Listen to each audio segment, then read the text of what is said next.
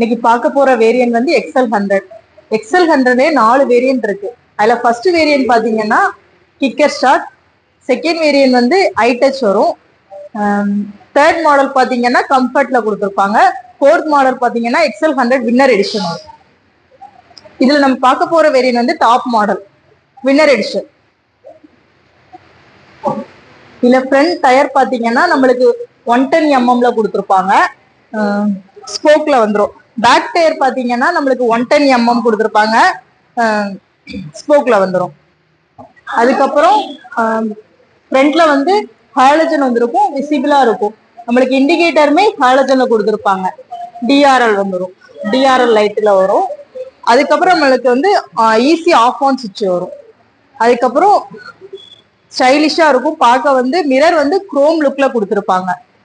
தென் அதுக்கப்புறம் சைலன்சருமே நம்மளுக்கு குரோம்ல வந்துடும்.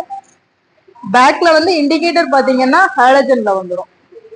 அதுக்கப்புறம் கால் வைக்கிற ஷீட் வந்து மெட்டல்ல கொடுத்துருப்பாங்க, மெட்டல் ஷீட்ல வந்துடும்.